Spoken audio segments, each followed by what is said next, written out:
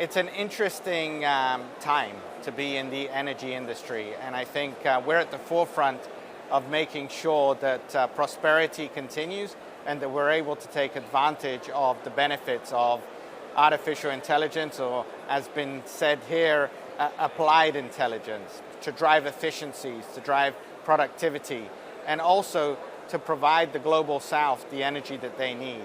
So we've got to continue to stay focused on applying all of the ecosystem for affordable, sustainable, and also secure energy.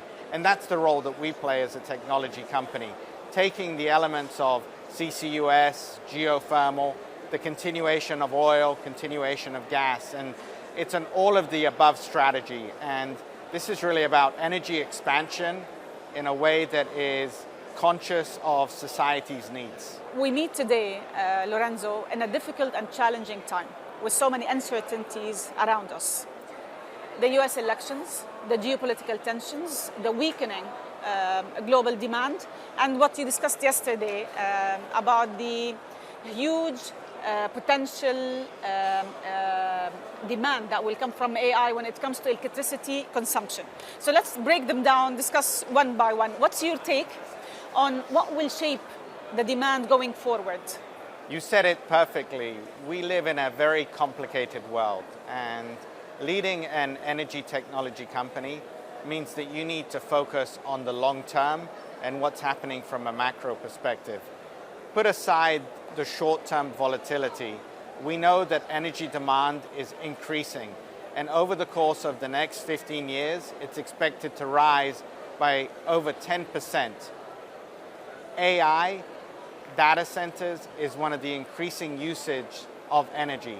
So we've got to be able to provide that energy to the growing population, to the growing needs, in a sustainable, affordable, and secure fashion. Lorenzio, as a US company, what's your view on the potential impact of the energy sector in the US, depending, of course, on the outcome of the upcoming elections? The elections are coming up, and we'll have a result hopefully in the next few days. And like elections in the past, as a company that's been around for decades, we've navigated the changes of different administration, different policies, and there's always going to be pros and cons. And as we look forward, we really look to work with the administration on the needs of energy security, energy affordability, and also energy sustainability. It's important that we realize the fundamentals.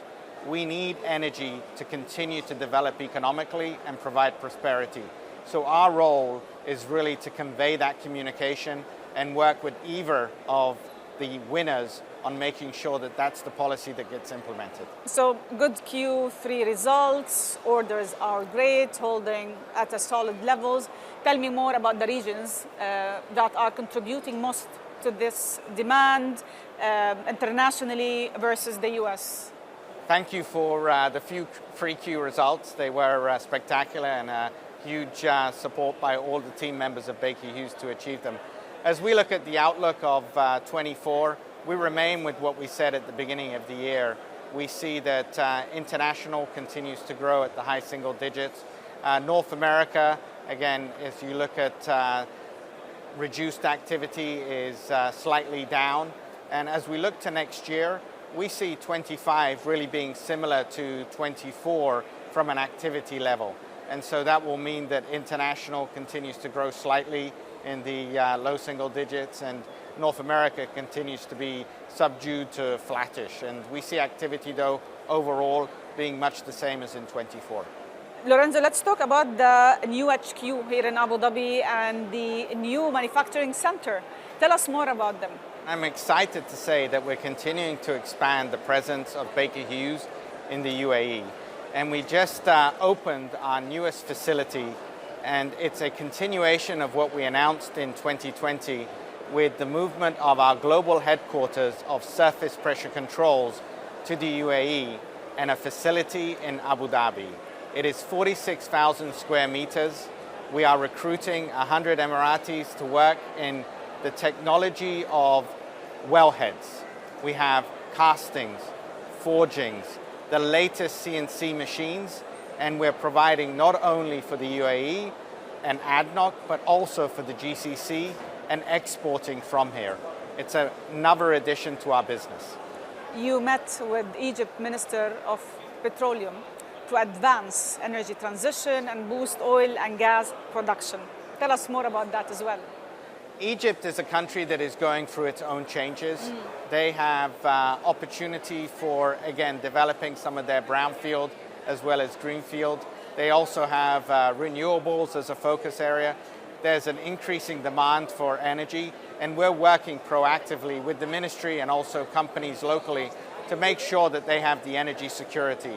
And as they look to continue to prosper in the future, it's an important aspect of their